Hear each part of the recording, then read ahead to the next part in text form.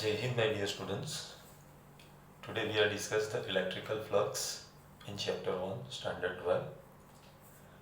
આજે આપણે વિદ્યુત ફ્લક્સ અંગેની જાણકારી મેળવવાના છે. આ શબ્દ આપણા માટે નવો નથી. આપણે ધોરણ 11 સાયન્સમાં દળ ફ્લક્સ નામની ભૌતિક રાશિ શીખી ગયા. તો ફ્લક્સ શું છે? તો ફ્લક્સની વિચાર દ્વારા આપણે ક્ષેત્રને તેના પ્રાપ્તિ સ્થાન સાથે સાંકળી શકીએ છીએ. ફ્લક્સ એક ગાણિતીય સંકલ્પના છે. ફ્લક્સ એક ગાણિતીય વિભાવના છે. ફ્લક્સ અદિશ ભૌતિક રાશિ છે. ફ્લક્સની એ દરેક ક્ષેત્રનો એક મૂળભૂત ગુણધર્મ છે. ફ્લક્સ એ બધા જ ક્ષેત્રનો સદિશ ક્ષેત્રનો એક ગુણધર્મ છે. ફ્લક્સનું ભૌતિક અર્થઘટન કરી શકાય છે. આ બધા ફ્લક્સને ઓળખવાના ગુણધર્મ છે. આપણે યાદ રાખવા પડે. તો હવે આપણે વિદ્યુત ફ્લક્સ વિશે સમજતા પહેલા વિદ્યુત ફ્લક્સની અંદર આપણે ક્ષેત્રફળ સદિશને પહેલા સમજવો પડશે. તો ક્ષેત્રફળ સદિશ કોને કહેવાય? તો ક્ષેત્રફળ સદિશને સમજવા માટે આપણે એક આકૃતિને ધ્યાનમાં રાખીએ કે માનો કે મારી પાસે આ એક ક્ષેત્રફળ સદિશ છે. આ એક પૃષ્ઠ છે. હવે આ પૃષ્ઠે ઘેરેલા ક્ષેત્રફળના માન જેટલું આ પૃષ્ઠે ઘેરેલા ક્ષેત્રફળના મૂલ્ય જેટલા મૂલ્યનો પૃષ્ઠખંડને લંબ બહાર તરફ આ રીતે આપણે જે દર્શાવીએ એને આપણે ક્ષેત્રફળ સદિશ તરીકે ઓળખીએ છીએ. હવે આ ક્ષેત્રફળ સદિશ પૃષ્ઠખંડને લંબ તો છે, પરંતુ તે બહાર તરફ કે અંદર તરફ એ પાછો એક પ્રશ્ન થાય. તો પ્રણાલીગત રીતે જ્યારે પણ કોઈ સપાટી બંધ પૃષ્ઠ ઘેરતી હોય ત્યારે તેનો ક્ષેત્રફળ ખંડને લંબ જ ક્ષેત્રફળ સદિશ હોય અને તે બહારની તરફ હોય. કઈ તરફ હોય? એ બહારની તરફ હોય. હવે માનો કે પૃષ્ઠ આપણી પાસે યાદચ્છિક આકારનું હોય. યાદચ્છિક આકાર એટલે કે એનો કોઈ ચોક્કસ આકાર ના હોય. આકાર ગમે તે હોય. ટૂંકમાં અનિયમિતતા આ રીતનો હોય. હવે આનું ક્ષેત્રફળ આપણે કેવી રીતે શોધી શકીએ? તો આનું ક્ષેત્રફળ તો આપણે લંબાઈ ગુણ્યા પહોળાઈ ગુણ્યા શું છે આ બધા ઘટનાઓથી આપણે શોધી શકતા નથી. તો હવે આ રીતનું જ્યારે હોય યાદચ્છિક આકારનો ત્યારે આપણે એને શું કરીશું? હવે નાના સૂક્ષ્મ પૃષ્ઠખંડોમાં વિભાજિત કરી દઈશું. અને આ રીતે જ્યારે આપણે નાના સૂક્ષ્મ પૃષ્ઠખંડમાં વિભાજિત કરીએ તો દરેક પૃષ્ઠખંડ ખાંચા વગરનું થાય અને ખાંચા વગરના પૃષ્ઠને આપણે સમતલ તરીકે સ્વીકારી શકીએ. અને સમતલ જો હોય તો તેનો ક્ષેત્રફળ સદિશ પૃષ્ઠને લંબ બહારની તરફ હોય. તો આ રીતે આપણે વ્યક્તિગત રીતે દરેક સૂક્ષ્મ ખંડને એક સમતલમાં કન્વર્ટ કરીશું અને તેના દરેકનું ક્ષેત્રફળ સદિશો શોધી પછી આપણે સમગ્ર પૃષ્ઠ પર એમનું સંકલન અથવા સરવાળો કરી લઈએ અને આ રીતે આપણે યાદચ્છિક આકારના પૃષ્ઠખંડનું પણ ક્ષેત્રફળ સદિશ નક્કી કરી શકીએ છીએ. તો આ થઈ આપણા ક્ષેત્રફળ ખંડ સદિશ કેવી રીતે નક્કી કરવો? તો કે સમતલને દોરેલો લંબ તે સમતલનું નમન દર્શાવે છે. સમતલને દોરેલો લંબ તે સમતલનું નમન દર્શાવે છે. તેથી સમતલનો ક્ષેત્રફળ સદિશ તેને દોરેલા લંબ દિશામાં છે. અને ક્ષેત્રફળ સદિશને આપણે શાના વડે દર્શાવીશું? તો ડેલ્ટા S બરાબર ડેલ્ટા S નું મૂલ્ય ગુણ્યા તેની દિશામાંનો એકમ સદિશ. એટલે આ જે છે એની દિશામાંનો શું છે? એકમ સદિશ. માટે ડેલ્ટા S બરાબર delta S into n caret. જ્યાં n કેરેટ એ પૃષ્ઠખંડને લંબ બહારની તરફની દિશામાંનો એકમ સદિશ છે. તો આ એક ખાસ યાદ રાખવા જેવી બાબત હતી. હવે વિદ્યુત ક્ષેત્રમાંના આપેલા બિંદુએ તો આપણે એક વિદ્યુત ક્ષેત્ર લઈ લઈએ. તો આ માનો કે આ વિદ્યુત ક્ષેત્ર છે અને આ વિદ્યુત ક્ષેત્રની અંદર વિદ્યુત ક્ષેત્ર રેખાને લંબ એક સમતલ વિચાર્યો છે. તો આ લંબ સમતલમાંથી પસાર થતી વિદ્યુત ક્ષેત્ર રેખાઓની સંખ્યા એ જે તે જગ્યાએ આપણને વિદ્યુત ક્ષેત્રની તીવ્રતા દર્શાવે છે.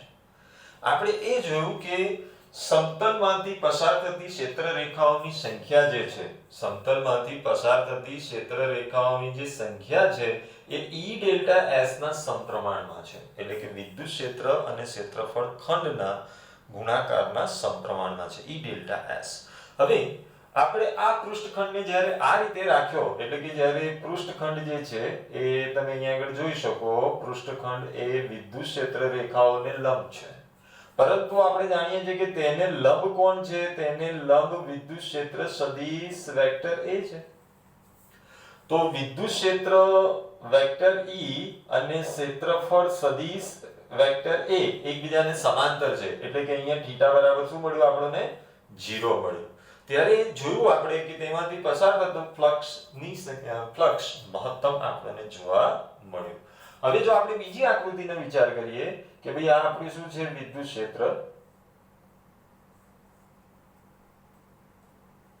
અને વિદ્યુત ક્ષેત્રની અંદર હવે આપણે પૃષ્ઠખંડને આ રીતે રોટેટ કરી દઈએ છીએ. એટલે કે હવે પૃષ્ઠખંડ જે છે એ વિદ્યુત ક્ષેત્રને કેવું છે? સમાંતર છે. વિદ્યુત ક્ષેત્રને સમાંતર છે, પરંતુ તેનો ક્ષેત્રફળ સદિશ વેક્ટર A એ એની સાથે 90 ડિગ્રીનો ખૂણો બનાવે છે. કોની સાથે? વિદ્યુત ક્ષેત્ર સાથે 90 ડિગ્રીનો ખૂણો બનાવે છે. એટલે કે θ = 90. ત્યારે આપણે જોયું કે તેમાંથી પસાર થતું ફ્લક્સ શૂન્ય છે. ત્યારે તેમાંથી પસાર થતું ફ્લક્સ શૂન્ય છે. આ રીતનો હોય છે ત્યારે ફ્લક્સ કેવું હતું? મહત્તમ. સમાંતર હતો ત્યારે મહત્તમ. હવે માનો કે આપણે એને 180 ડિગ્રીએ આપણે લઈ આવીએ છીએ તો ફ્લક્સ નેગેટિવ આપણને મળશે. તો અહીંયા આગળ આપણે લાગીએ કે માનો કે પૃષ્ઠખંડ ક્ષેત્ર આ વિદ્યુત ક્ષેત્ર, હવે પૃષ્ઠખંડને જે આમનો છે આપણો આ ક્ષેત્રફળ સદિશ આમ હતો, હવે આપણે આ ક્ષેત્રફળ સદિશને કઈ તરફ? આ તરફ રોટેટ કરી દઈએ. ક્ષેત્રફળ સદિશ વિદ્યુત ક્ષેત્રની કઈ તરફ છે? વિરુદ્ધ દિશામાં. ત્યારે આપણને ફ્લક્સ નેગેટિવ મળે છે.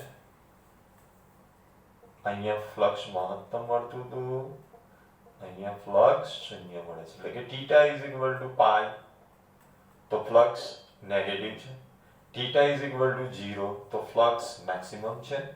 θ = 90 ત્યારે ફ્લક્સ 0 છે. તો આ તો બધા અદિશ ગુણધર્મો સાથે સુસંગત છે. એનો અર્થ એ થયો કે વિદ્યુત ક્ષેત્ર સદિશ અને ક્ષેત્રફળ સદિશ વચ્ચે અદિશ ગુણાકાર થતો હોવો જોઈએ. તેથી હવે આપણે ફ્લક્સ માટે એવું લખી શકીએ કે delta φ = E delta S = E delta S cos θ. ફરી એક વખત delta φ = vector E dot delta S = E delta S cos θ. હવે આપણે આ જે બધી વાતો છે નોંધી છે અહીંયા કે delta φ E delta cos θ, delta S એટલે કે E ને આપણે બહાર રાખીએ ને S ડેલ્ટા cos θ ને કૌંસની અંદર રાખીએ તો શું કહેવાય? ડેલ્ટા S એટલે કે E ગુણ્યા ક્ષેત્રફળનો વેક્ટર E ને લંબ દિશામાંનો પ્રક્ષેપ.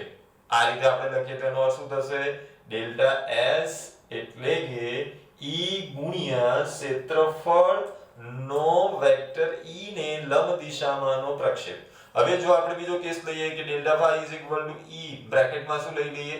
E cos θ ડેલ્ટા S એટલે કે વેક્ટર E નો ક્ષેત્રફળ ખંડને લંબ દિશામાંનો વેક્ટર E નો ક્ષેત્રફળ ખંડની લંબ દિશામાંનો ઘટક ગુણ્યા ક્ષેત્રફળ ખંડનું માન.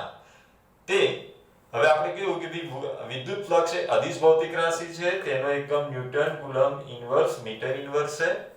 જો ડેલ્ટા S એટલે કે ક્ષેત્રફળ ખંડ અને વિદ્યુત ક્ષેત્ર પરસ્પર લંબ હોય તો ડેલ્ટા φ = E ડેલ્ટા cos 90 = 0. આપણે આ ઘટના જોઈ ગયા અહીંયા. હવે જો જો θ > 90 એટલે કે આપણે θ નું મૂલ્ય 90 કરતા ઓછું રાખીએ તો એવા સંજોગોમાં આપણને ફ્લક્સ કેવું મળશે? પોઝિટિવ મળશે. જો θ નું મૂલ્ય >90 રાખીએ, જેમ કે આ કિસ્સાની અંદર આપણે જોયું તો આપણને કેવો મળશે? નેગેટિવ મળશે. આમ કુલ ફ્લક્સ ડેલ્ટા φ = જો હવે યાદચ્છિક આકારના જે આપણે પૃષ્ઠખંડની વાતો કરી ગયા હતા એની વાત કરીએ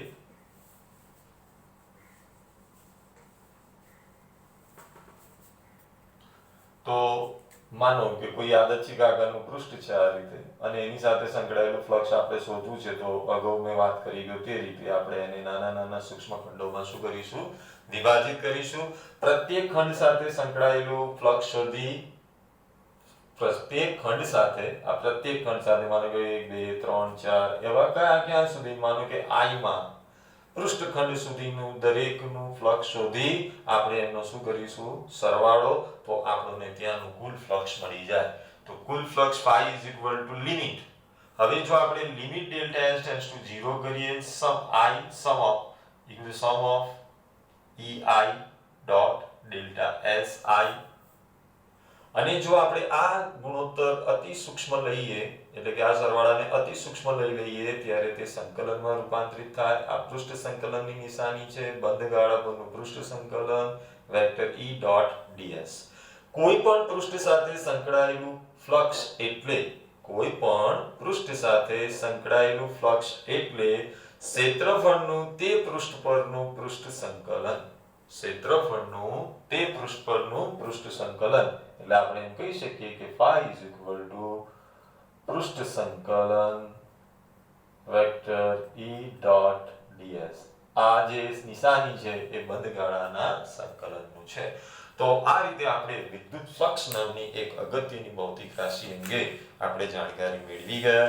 વિદ્યુત ફ્લક્સ અદિશ ભૌતિક રાશિ છે, બરાબર. તેનો એકમ આપણે નોંધી ગયા, newton coulomb inverse metre inverse છે.